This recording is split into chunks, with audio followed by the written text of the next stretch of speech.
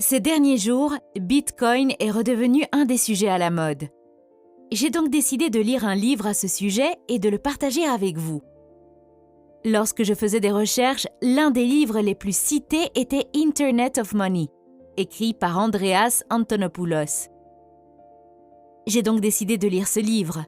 Honnêtement, après avoir lu ce livre, je suis tout simplement tombée amoureuse des opportunités que cette technologie va apporter, en particulier dans le domaine de la finance.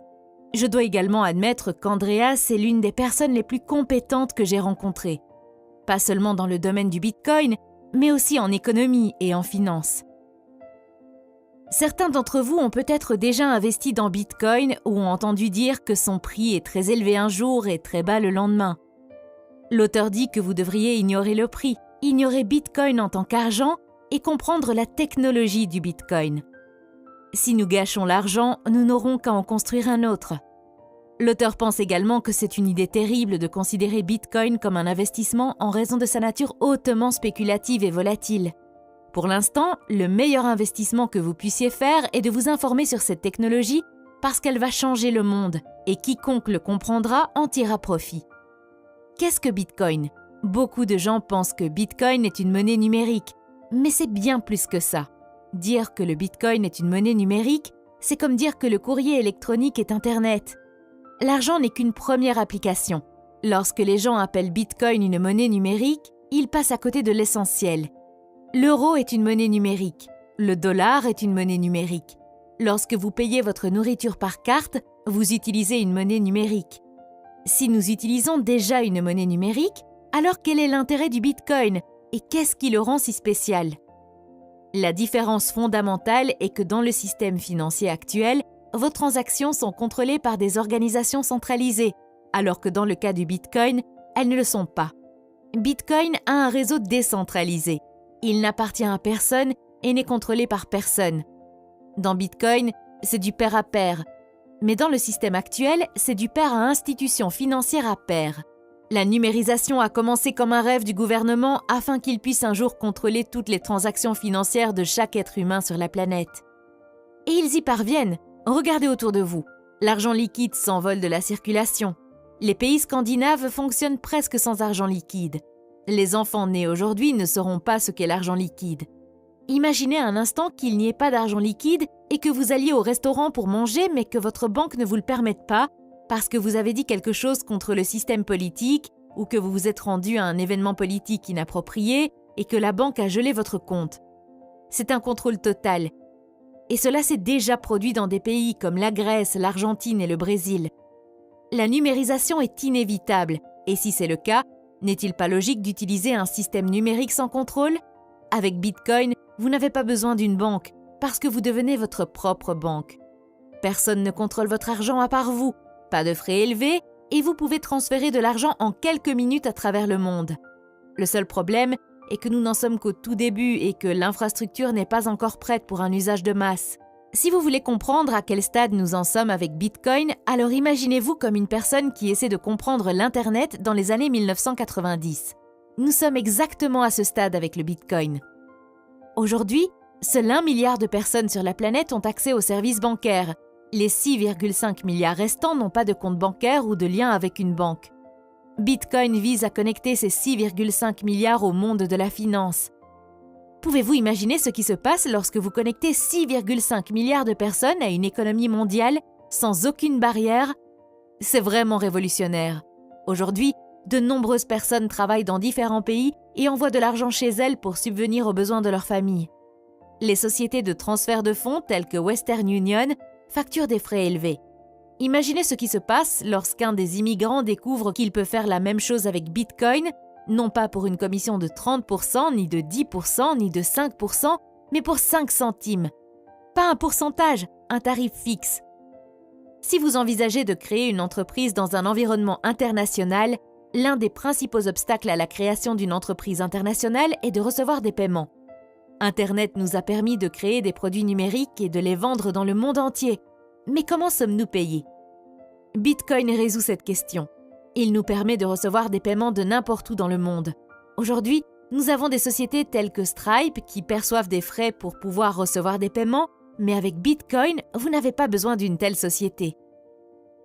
Tous les 30 ou 40 ans au moins, les choses qui se sont installées doivent être perturbées. Parce qu'en s'installant, le pouvoir s'accumule, il devient centralisé, et avec un pouvoir centralisé, la corruption se produit. Aujourd'hui, la géopolitique affecte sérieusement la finance car la combinaison de l'État et de l'argent produit des résultats toxiques et crée des prisons financières. En fin de compte, ce sont les simples citoyens qui souffrent dans ces prisons. L'architecture de Bitcoin nous donne une nouvelle façon d'organiser le monde, exactement de la même manière qu'Internet a aplati l'accès à la communication. De nos jours, vous pouvez voir beaucoup de nouvelles disant que Bitcoin est utilisé par des terroristes, des trafiquants de drogue, des pédophiles et des criminels. Si vous regardez l'histoire, vous verrez qu'au début des années 90, on disait la même chose d'Internet. La plupart des premières inventions et technologies sont d'abord utilisées par des criminels. Et la raison en est que les criminels opèrent dans un environnement très risqué et qu'ils sont prêts à essayer toutes les technologies possibles pour survivre. Pour eux, le risque d'essayer une nouvelle technologie n'est rien comparé à leurs activités criminelles. Et les industries qui n'aiment pas les nouvelles inventions utilisent ce fait pour effrayer les gens et les empêcher de les utiliser. Pensez-vous que tout le monde était heureux lorsque l'électricité a été inventée? Ils ont dit que c'était dangereux, que ça allait brûler votre maison. Ils ont dit que seules des personnes étranges l'utiliseraient. Quand la voiture a été inventée, ils ont dit que c'était une machine dégoûtante, sale et bruyante. Ils ont dit qu'elle était inférieure aux chevaux et qu'elle ne pourrait pas aller n'importe où, contrairement aux chevaux. Ils ont parlé de la façon dont les voitures tombaient en panne, de la façon dont elles tuaient leurs occupants. Maintenant, Bitcoin menace la plus grande industrie du monde, et c'est la finance. Bien sûr, ils vont s'y opposer. Ils vont utiliser les tactiques les plus courantes et les plus efficaces, comme la peur et les médias. Quand vous lancez une technologie révolutionnaire au milieu des organisations les plus puissantes de la planète, elles n'aiment pas ça. Ils vous diront que nous craignons que les criminels utilisent Bitcoin, mais la vérité est qu'ils sont bien plus terrifiés que nous de l'utiliser. Ils disent que Bitcoin n'est pas sûr. En matière de sécurité informatique, il existe un terme amusant appelé pot de miel, honeypot en anglais. Un pot de miel est un système conçu pour attirer les pirates informatiques. La plupart des sociétés informatiques, comme Google et Apple, utilisent cette tactique. Par exemple, lorsqu'elles construisent une nouvelle application, elles annoncent une grosse récompense pour quiconque peut la pirater. Quel plus grand pot de miel pourriez-vous avoir qu'un réseau financier qui a 6 milliards de dollars sur lui? Si vous piratez Bitcoin, vous recevrez une récompense de 6 milliards de dollars pour avoir trouvé un moyen de le pirater. Personne n'a encore collecté cette récompense et ce n'est pas parce qu'ils n'ont pas essayé. Ils ont essayé sans arrêt, mais Bitcoin est résistant. Au cours des 15 à 20 prochaines années, nous assisterons à un énorme changement dans les infrastructures financières. Mais pour l'instant, nous sommes au début de la route et beaucoup de gens sont sceptiques, ce qui est tout à fait naturel. D'abord, les humains ont commencé à faire du troc entre eux. Puis, ils ont utilisé des métaux précieux à la monnaie de papier, du papier aux cartes plastiques. Cette transition a été douloureuse à chaque fois. Pensez-vous que les gens ont peur de Bitcoin? Imaginez à quel point ils ont paniqué quand on leur a annoncé que maintenant, au lieu de faire du commerce d'or, ils feraient du commerce de morceaux de papier. Bitcoin est un changement encore plus radical que cela. Dans notre système financier actuel, la relation entre la banque et son client est très similaire à la relation maître-esclave. Et voici la question la plus inconfortable que vous devez vous poser. Qui est l'esclave? Parce que dans un système de dette, l'une des deux parties est toujours l'esclave. Le maître ne vous sert pas vraiment, ils se servent eux-mêmes parce qu'ils sont maîtres.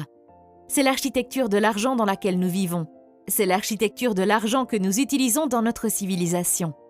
Une architecture de l'argent dans laquelle vous n'avez aucun contrôle. Une architecture de l'argent dans laquelle chaque interaction est médiée par une tierce partie qui a un contrôle absolu sur cet argent. Aujourd'hui, si vous allez à un distributeur automatique et que vous y introduisez votre carte, la banque peut vous donner votre argent, mais un autre jour, elle peut décider de ne pas vous le donner.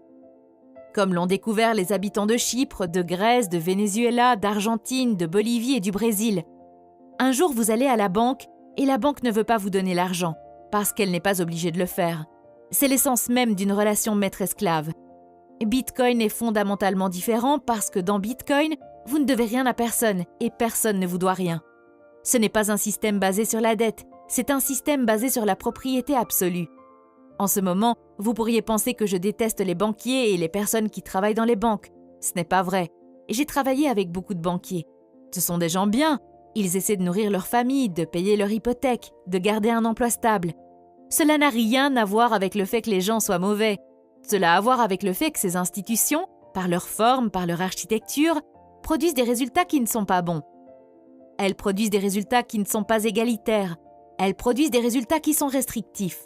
Elles commencent à exprimer le nativisme, le nationalisme, le tribalisme, la structure des classes, et toutes ces choses font du monde un endroit plus petit.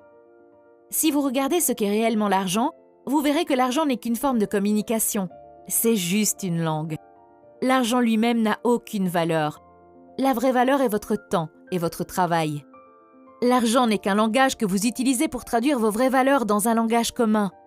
Si l'argent est un langage, ne serait-il pas préférable d'utiliser un langage qui n'est contrôlé par personne ? Ne serait-il pas préférable d'utiliser une langue qui n'est pas limitée par les frontières, la religion, la race et les politiciens ?